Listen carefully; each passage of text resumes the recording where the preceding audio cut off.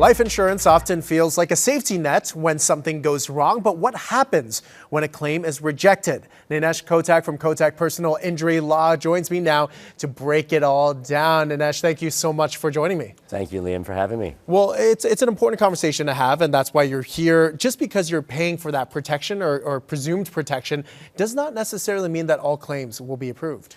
That's absolutely correct. You know, probably about 17 million Canadians have life insurance. So it's it's something that's important to get. It's a safety net for your family, obviously when you pass. However, look, we don't have stats in Canada. In the United States, it's about 3 to 4% of life insurance claims are denied. Now, that may not seem like a lot, but when you add up the totality of the policies out there, it is.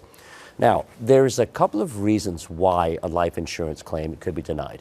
The biggest one is misrepresentation. I can certainly, get into and describe it. But there might even be simple things like a lapsing of a policy. You have a term insurance policy, it simply ended, you forgot to renew it. Also, there could be suicide if it happens within 2 years of the issuing of a policy. That is the policy be voidable and they wouldn't pay out on that. And there's also dangerous activities, illegal activities that could result in a denial. But by far, I think misrepresentation is the main reason why claims are denied. In Ontario, life insurance policies are governed under the Insurance Act, in addition to the wording of the policies themselves. So there's two important time periods to look at when it comes to misrepresentation. So what is misrepresentation? Yeah. Essentially it's giving incorrect information about your medical condition.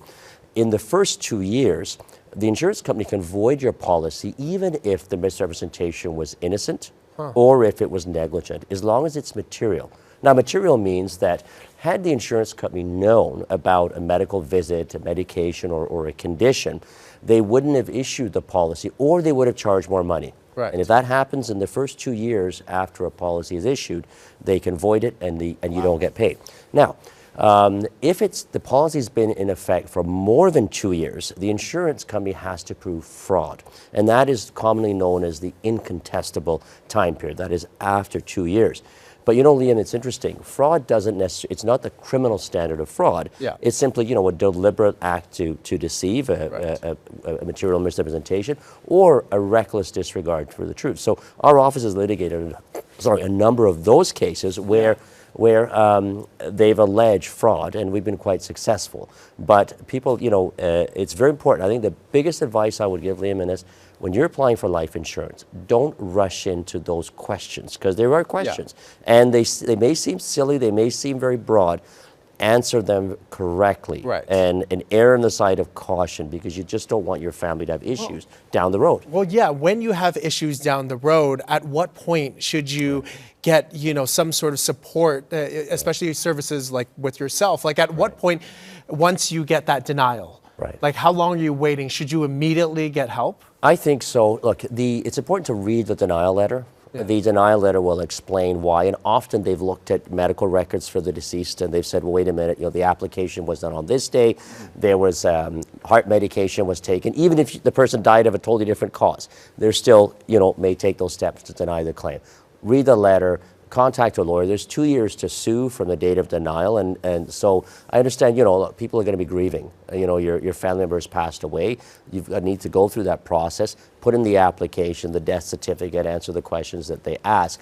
But I think it's important, if a claim is denied, go for a denial letter, go to a lawyer who can give you an opinion as to how valid that denial is. Because just because a claim is denied doesn't mean it should have been. There's always a way to challenge those denials. Right, and you mentioned it beforehand, but I just want to talk again about the importance of that survey. You know, in the early days, when you're kind of looking through it, would you recommend getting sort of a second set of eyes, especially when you're initially doing that life insurance? Right, most people use brokers, and brokers will take you through those questions, right? And that's important to, to have a broker who you know and can be forthright with when it comes to your medical conditions.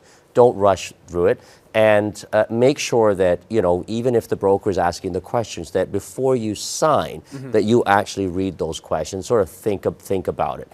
The problem is a lot of us, many people go to the doctors and for different reasons, and they may actually forget that they have this checkup for a blood work that was cholesterol or something like that. And all of a sudden, and if they pass within that 2-year period, that claim may be denied if they didn't disclose that, right? So I think it's just important to take a sober, look at your application, get the broker's advice. There's a lot of good brokers out there. Get their advice, but read every question before you sign. Right. And if there's sometimes there's a language issue, right? So have somebody who understands English well to read it. Who, if you don't speak the language, to help interpret so that you give accurate answers. Well, lots of questions that you have to ask yourself and of whatever it is you're signing, and you ask the right questions as always and give the answers. Ninesh Kotak, thank you so much from Kotak Personal Injury Law. Thank you for joining us. We'll be right back. This portion of Global News is brought to you by Kotak Law, your long-term disability firm.